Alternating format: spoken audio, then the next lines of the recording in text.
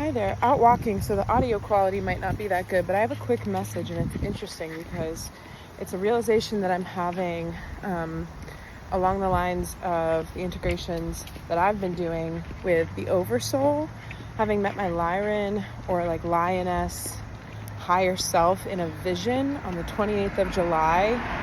And this is also something that I was co-creating with the universe. Like there's a part of my higher self, because that's a truer, more expanded version of the me that I've been my whole life, who already knew that this was going to happen because of space and time is like a pool stick that you can take off of the wall and see in totality all at once. And we think about like contracts with determining the conditions of your life for your learning and your expansion prior to incarnation.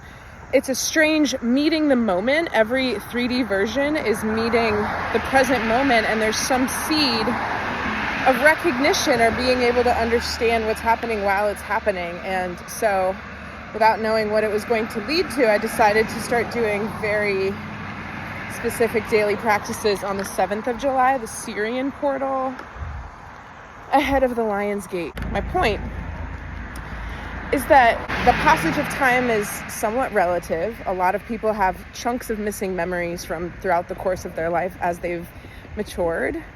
Some people remember certain things with great clarity because it was particularly positive or particularly negative, or they don't remember it for that reason. They were too, like lost in the moment, or however they would describe why they don't remember it.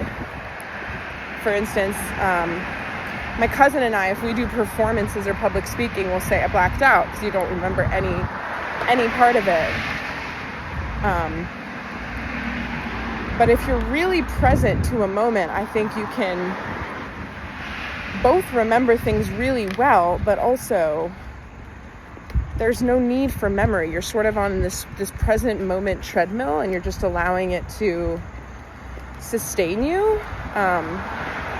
And it's making me feel like all of this recent vibrational shift that I've been acclimating to has made me feel like all of the years that have gone by since my awakening began in 2012 have just collapsed like an accordion, and I'm completely whole and free. And I've never been able to say that since I went through the process of activating. I don't know what specifically. I believe what I'm starting to get to just entertain downloads about. Maybe I'm dreaming about it or something and not remembering, but there's something that's been dancing between my subconscious and beginning to integrate into conscious recollection around the time before December in 2012, because whenever I talk about my awakening in 2012, I often correlate it with when I left from school in the fall after I started college, but it began before that. It began when I was in high school, and there's an aspect of always having been on the pursuit of awakening to my starseed origin because of a lot of evidence in photos of me when I was young, because I doodled on myself so much. So you can see Nordic runes, you can see just different symbols that I chose to put on different points of my body as, like sigils or protection, or it was just what I was always moving intuitively. But I believe at this point that there was something that happened in my teens around having some sort of upgrade. I know for a fact that I was visited when I was a child because I have memories of just lying in my bed, waiting for something to come and feeling witnessed, like every night. And I was also remembering the other night how, as a child, I prayed a lot. I prayed a lot as a kid, and I would pray at night, but I wouldn't. I would have this memorization about what the prayer said, and it was almost an OCD level relationship to prayer where I had to say it. For instance, the safety of my loved ones. I would pray for that. It was on my list of things every night, but it was almost like if I didn't say it, it wouldn't be taken care of. And so there was a paranoia about it. It wasn't just based in this loving expression of wanting to put out this verbal blanket of care for my loved ones. It was like a fear that if I didn't do it, no one would, and no one would be on top of it. And I think that's an interesting thing to reflect on, considering that a lot of people partake in religion out of fear instead of out of love, which is super oxymoronic. As I continued to pray as a kid, the list got longer and longer until it was ridiculous, because I would kind of feel when I got into bed for the night and I was all by myself and I was lying there, I was like, oh, it's going to take like, time to get into it, time to run through all the stuff. And I would sleep in very particular ways with pillows sort of surrounding my head, and on top of it I liked to burrow like underneath them, so I'd get all the way under, and then I'd start reciting all this stuff. And I think that prior to that I was having a lot of visitations, but I don't have any memories of them. And even the things that I remembered, my AirPods just completely cut out. It's strange if it's still recording properly, but I lost my train of thought, so I'll hop onto a new one, because these AirPods broke. They just stopped being compatible with my phone. And then I had to get a new phone because my phone isn't receiving iMessages, and the problem persists. The completely 100% new device didn't fix it whatsoever. However, my AirPods weren't actually broken. It was the other phone that lost connection with them. They're good to go. And I had them thrown into a box, and I was probably going to go, resell them or recycle them to a refurbisher. But I was like, for the heck of it, let me try to pair these with the new iPhone.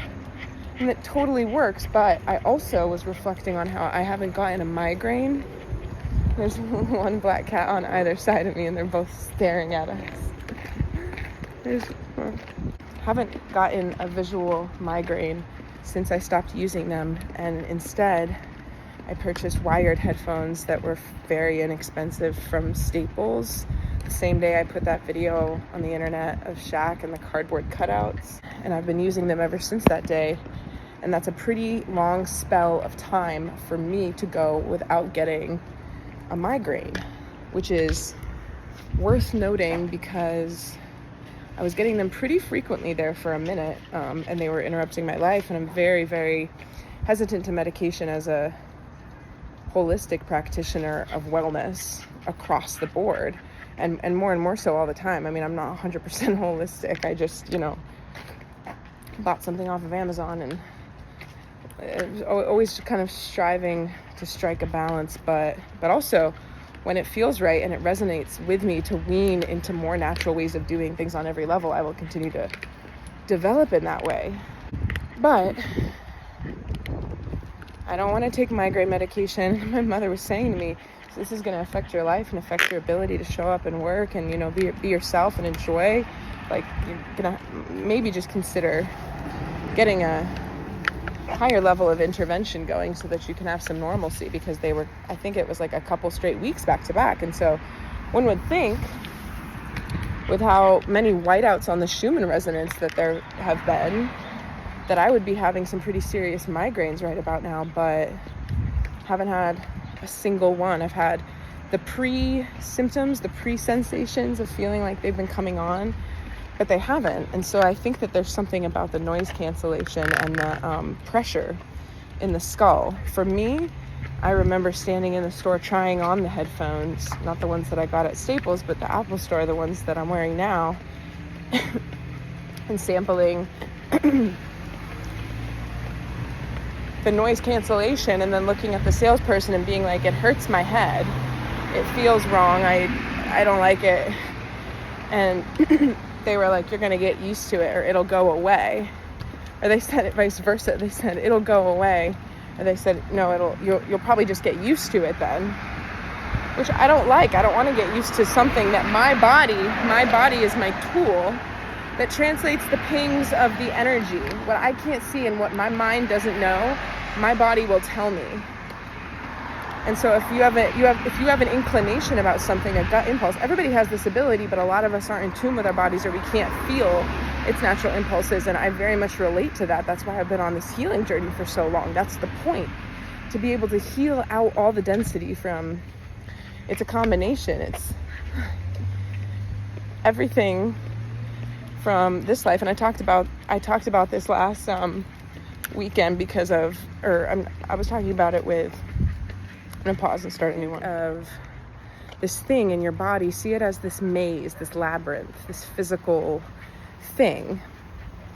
And as you move through space and time, as you greet new experiences, there are different arms on this octopus maze, this fractal, this swimming thing that has these geometric, structures, helical DNAs, all of this charged particles moving. Oopsie. You actually build yourself as you exist. We think that we are born and then life, we grow and we're consuming things, and there's a natural, timing of this is when your blah, blah, blah cortex is fully developed. This is when, benchmarks of normalcy, wisdom teeth, all of that. But humans are evolving. Who's to say, there's things that happen to humans today that did not happen a long time ago. And so we consider that we are actually building what humans can be. Like, what if someone only ate raisins for their entire life? And then what if you had a civilization of people that started doing that? Like, we've never experimented, quote unquote, with what humans could be. And now it's like Mother Earth is experimenting with her own children. That's us. And it's interesting because what's shifting and what we're seeing taking place on the earth is the result of that, plus a bunch of stuff, so much more than we can think about or have the words to discuss, because it's transcends. It's not on that level. It's what's converging. This is called convergence point. Convergence point is what I keep reading, seeing, hearing, and channeling, because that's what's happening. And it goes into the metaphor around me talking about the healing journey, the accordion, also that paper dolls analogy that JJ from the Emilio Ortiz podcast shared, that I referenced in my video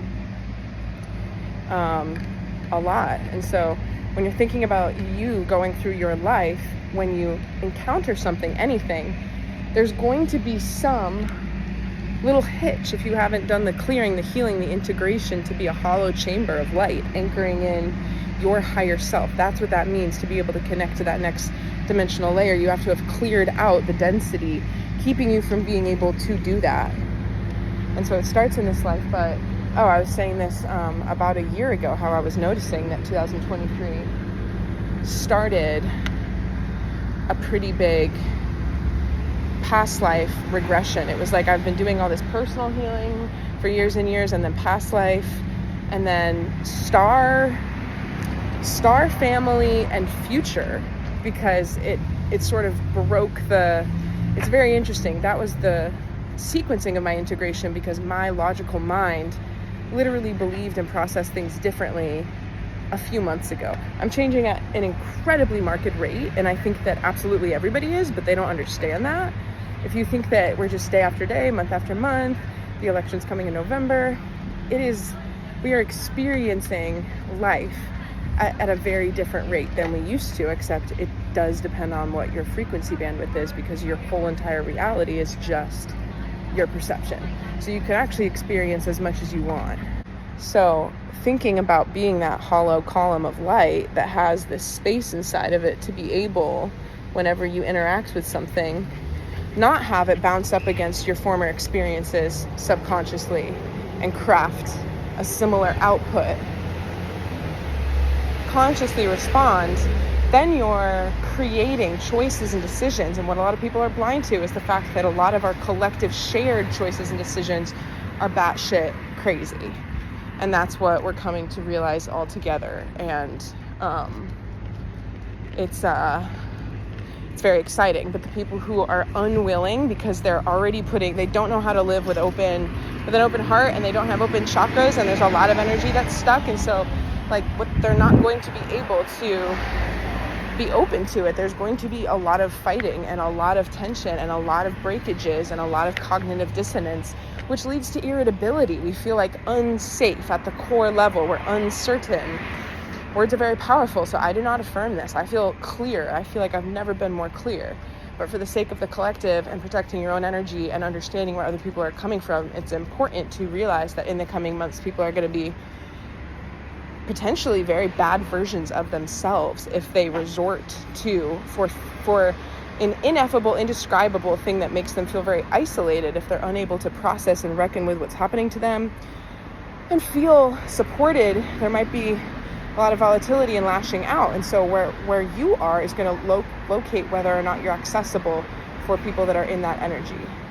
So it's just an important time to make sure that the people that you're around on a regular basis, you have good boundaries with, and they're people that you feel good about, that you don't feel are judgmental towards you, and you feel safe and understood. Or, if you don't have that, to be alone in a space where you can give it to yourself, and do not fear being alone, because my explanation would be you are never alone, and everybody is incredibly witnessed, especially right now.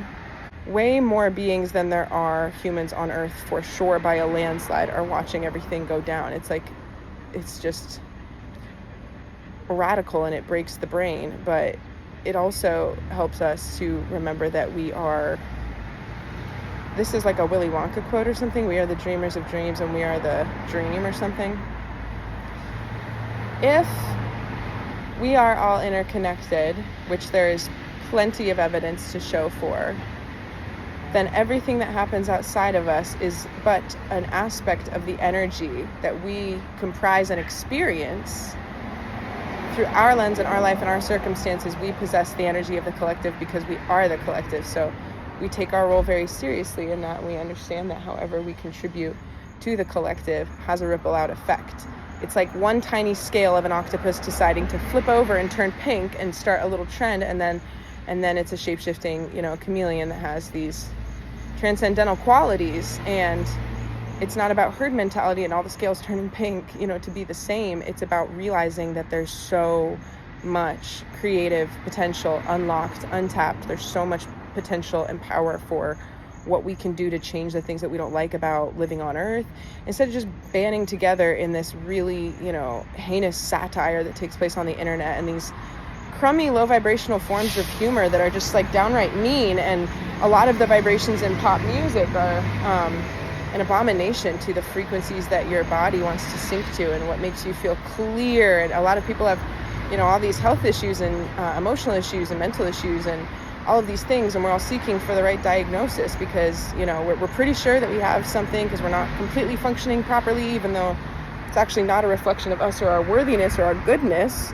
It's just the fact that the world's incredibly insane and tense, and no one feels like they have a way out. It's because there's not a way out. It's the way in. The state of the world and what it leads you to do is your way in to the freedom that you seek. All the keys are within you. All the keys are within you. Rant over. God bless you.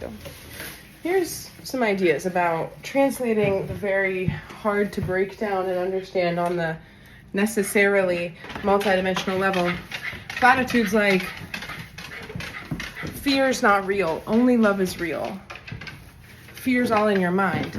What does that mean? How does that help us in any way digest or understand a little bit more about why what we're seeing for the large part is an illusion? Okay, so everything, absolutely everything, is vying for your attention, because your attention is the captivation of your energy.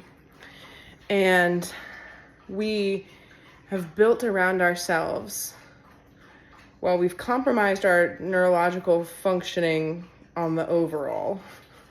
But to exist with that compromised functioning, this is a chicken or egg thing, because they developed in tandem. We've also created around ourselves environments and situations where we're going to exercise our compromised decision-making, thinking. It's the illusion of choice, really. We have unlimited potential.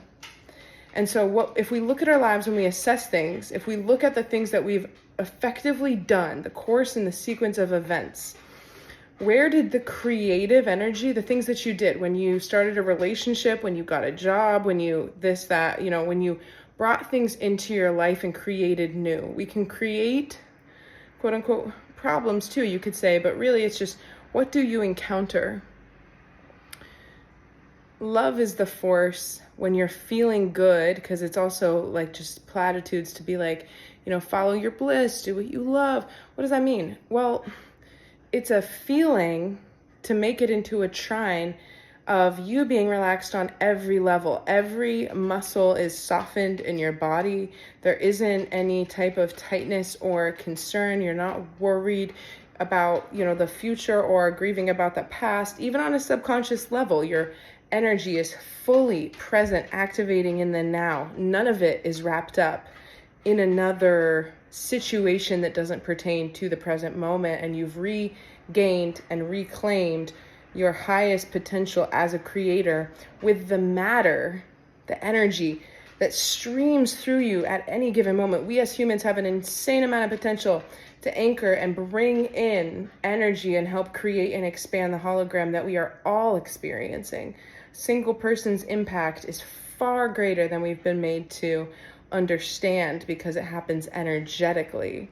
I've been running a YouTube for a little over a year, and it has grown pretty steadily, but I've never had a big spike where it's just shot up and suddenly I have tons of subscribers. And that doesn't mean that my impact energetically hasn't done that. My impact energetically as a human is unseen, undetected, but it's all naked. We're all naked when it comes to the energy of our impact. And so it's interesting because I think a lot of people will ultimately get very defensive and they'll rush to defend their belief system because it's the framework upon which they rest all their laurels, and they don't know what else to do when I come in with certain assertions in a conversation about what seems to be crumbling out there in the world. I'm really not actually asserting these beliefs into conversation. I'm simply acting and speaking from the true central point of my belief system without owing anybody explanations, and it's teaching. It's very interesting to see that you don't actually have to say anything about what you believe in or what you think. You just say the honest truth for you without explaining where it comes from or why, and you're still residing in that clear space.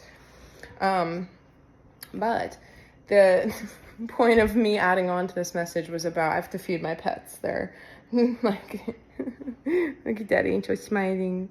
Anything that you created out of fear or problems or the law of attraction, it gets all jumbled. You don't create out of fear.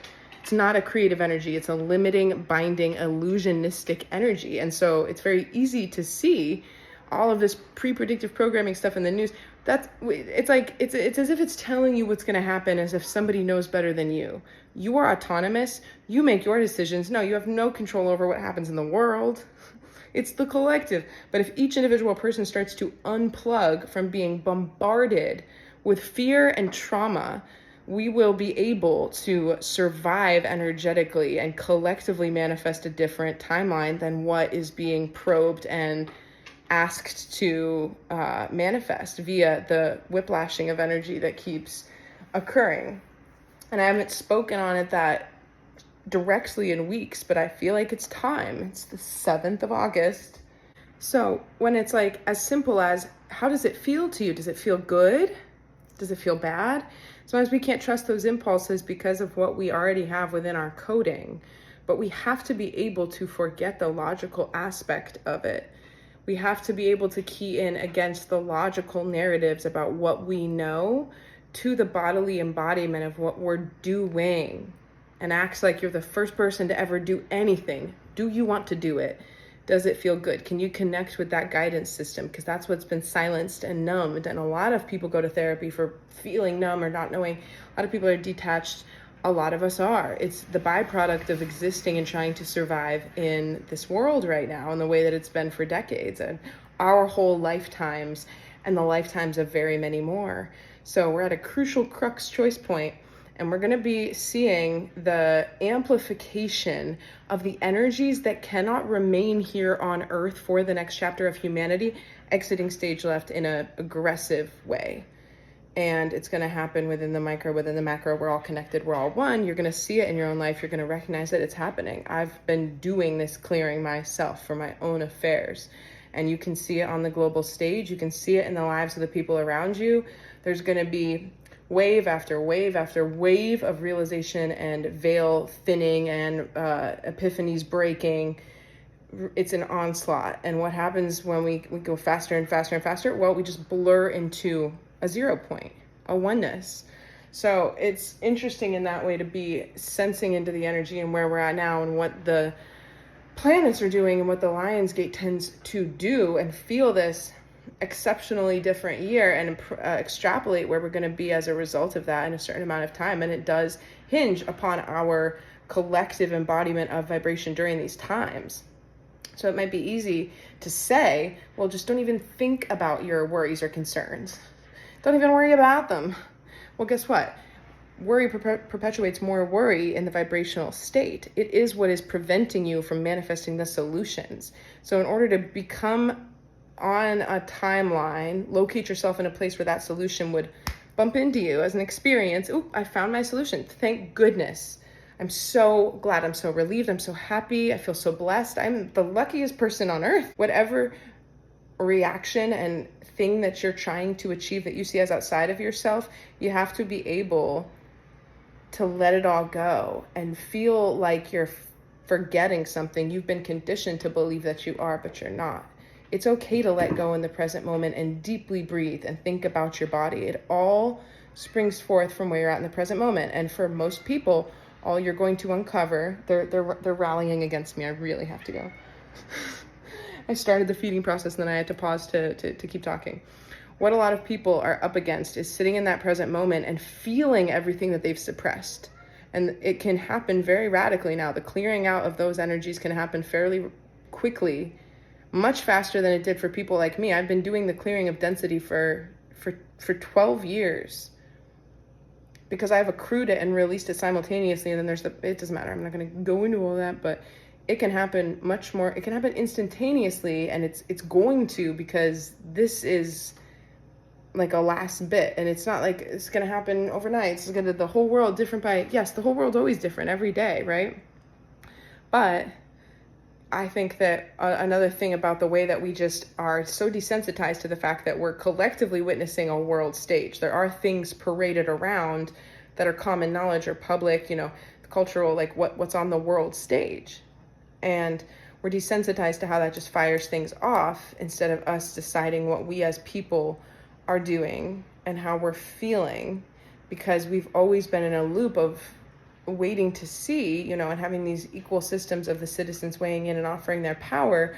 That's operating on a set of assumptions that are easily disproven at this point in time. And there's evidence racking up around what we could label as technological intervention or high level technology that actually governs the way that our phones impact our vibration and how we're all experiencing very catered different sets of reality. Very Joan is Awful episode, to keep us, well, it's a mirroring effect, because AI again is now another part of the conversation. But I gotta go feed my pets, so